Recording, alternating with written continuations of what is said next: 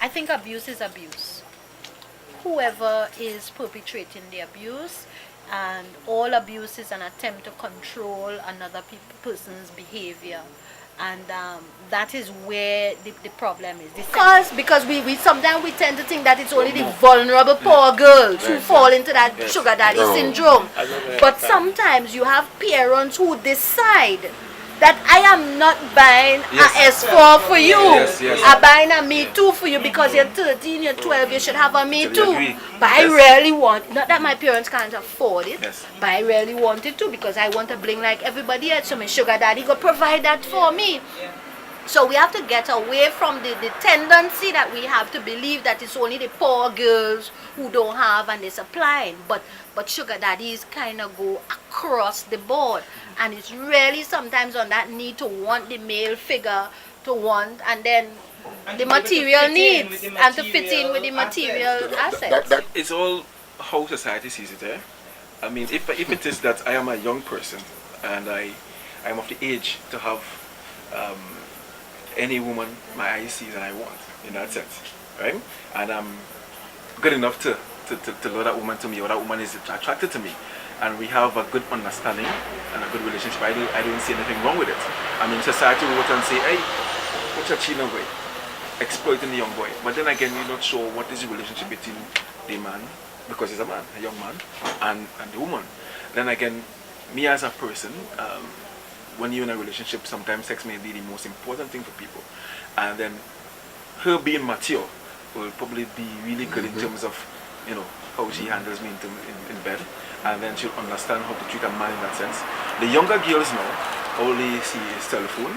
They want you to bring food for them when lunchtime comes. They want you to do this or that. Oh yeah, no, seriously, I'm telling you. Lunchtime, WhatsApp message. What's for lunch today? They don't know if any lunch, you know. They ask you to bring lunch to them. But a older woman, she will not go and buy KFC for you.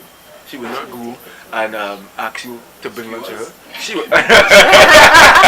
She will Magdalena. She will. That's right. She will pick you up. Fine dining. Yeah, Fine dining. She will pick you up. And then for a young man too, is a rank. And teach you etiquette. Is a rank. Yes. Teach you how to eat up that It's a rank having an older woman at So your side, that you know, and then different she'll lifestyle. buy nice clothing for you to dress appropriately. You will not have pants sagging and all these different things. But for me, I mean, my fiance, I should say, and I are the same age in that sense. So I'm not into older women, but if it is that I didn't have a fiance and an older woman, you know, express certain feelings and I was attracted, then all well and good, you know, all well and good.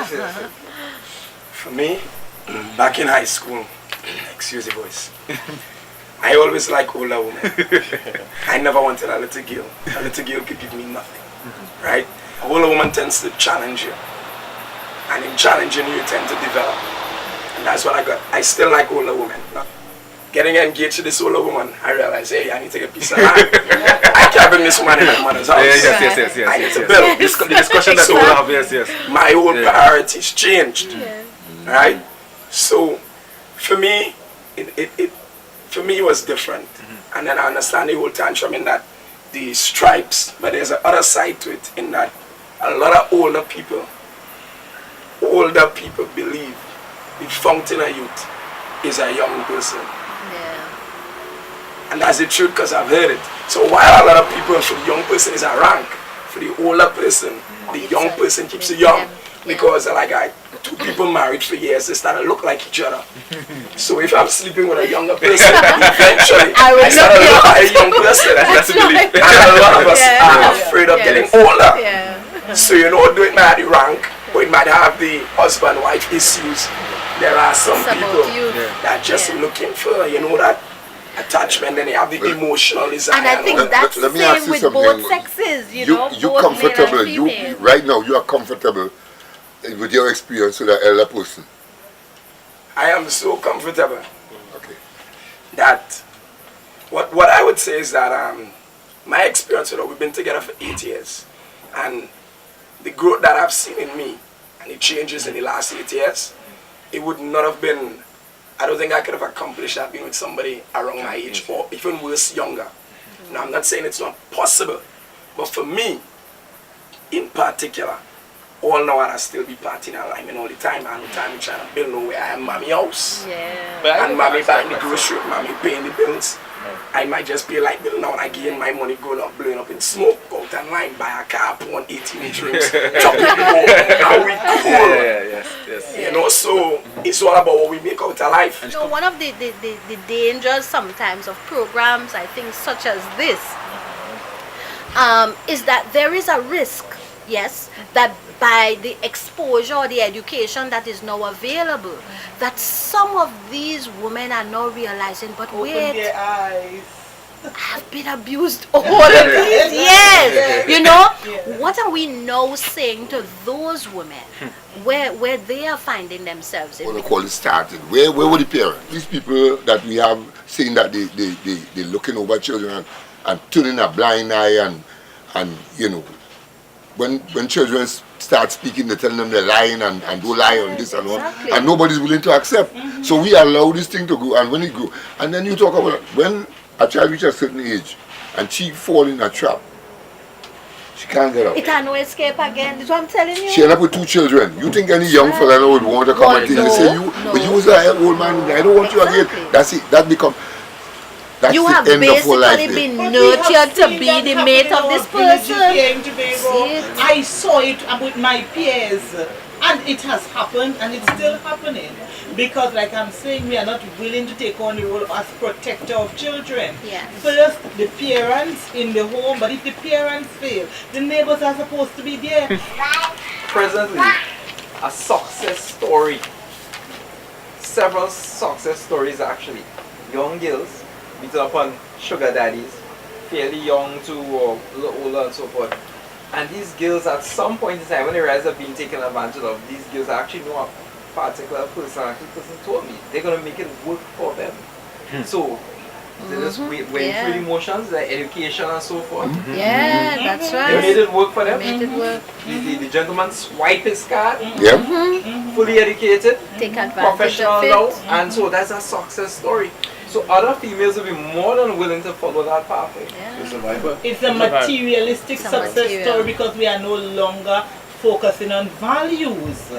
But then what the system is saying, right? What the system is not doing, or what the system should be doing. You know, because when we look at these things, because the teachers may know about it, or the neighbors may know about it, but everybody now wants to mind their own business, right? Because we live in a society now. We live in a society now where you say something about me, he can come for you. Yeah, of course. So you ain't going to be talking. So you have to mind your own business, right? You mind what is happening in your house. So what the system is doing? Because when you look at it, the system is a part of the system. Because when you look at it, high professionals are in it, right? The protective agencies are in it, right? So who you really run to? Who should be at the gate of the doorkeeper?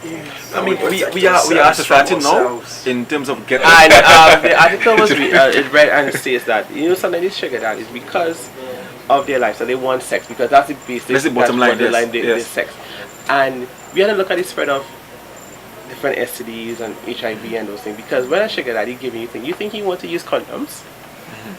We gotta look at that other issues as well because he going with the young girl and he probably see with many other young girls because he have them and then what is he taking back home to his wife at home, right? So when you look at it, it's being a sugar daddy, but what are the baggage that the sugar daddy brings to their child because there are a lot of girls or young girls out there in school in the system that are HIV positive because of the day we start holding people and locking up people for these things, everything gonna stop. No, we talk about 20 years ago to the present, and 20 years ago to now, things has evolved, right? Women are no longer sitting down at their home and accepting to what the men bring to the table. They are getting up, There's independence here. right? They are getting up and out they're there. doing something for themselves. They are educating themselves. They are being All empowered. the odd jobs. And then they're doing jobs, even though sometimes jobs that may Security need that in the the night, meaning 12 of o'clock in the themselves, night, they they're do it working. because for their love of their child and they want to do it and they're not dependent on men. Now there's some women who are not empowered that they accept whatever that the man brings to the table when he brings home. And that is both a difference of psychological, emotional abuse and all these different things that we want to look at in the mix. And these women are feel in a prison that they are trapped and they don't know how to get up and get out. And within that, when they try to get out, that's where domestic violence falls into the real life. There are women who works more salary for the men than the men and those things. And it's like, okay, how do we deal with that? Because I mean, I'm an adult, I'm working, I'm married, right? And I have a child, but my wife is a professional as well. I want her to work. You don't think I want her to explore what she studied for? Obviously, because two salaries will combine as one, right? And she works, and if I should say, she works for more than I do, right? But that doesn't bring conflict in the home. It does. It doesn't. It doesn't bring conflict. And to me, but the thing is, it's about an understanding. It's communication. I do have a problem with my wife making more money more than me. What I want is the respect in the home. You are professional. I am your husband. You give me that respect as your husband, as your partner, as your friend and your lover. Do not ever use your job as a way or sex to get above me. I would deal with sex. Because I would love that. And it's vice versa. I am saying vice versa. And the woman must not, you have to remember that you have a husband and you have needs too. And you can't be going at a professional job all the time and ignoring him. And it's time as a society that we begin to call abuse for what it is. You've noticed, been trying to use the names. Let us call it. It is emotional abuse. It is financial abuse. It is physical abuse. Know that the actions we are doing, whether it is male or female, and I think some of the issues run a little deeper than gender. You know, a lot of it, as we spoke about, is cultural. It's where we, you know, the experiences that people have had. But we have to, as a society, begin to call abuse for what it is, so that we can take the next step in terms of treating with it. Right. And I am saying that the people who are in charge, we have to hold them responsible for what is happening in our society. Totally.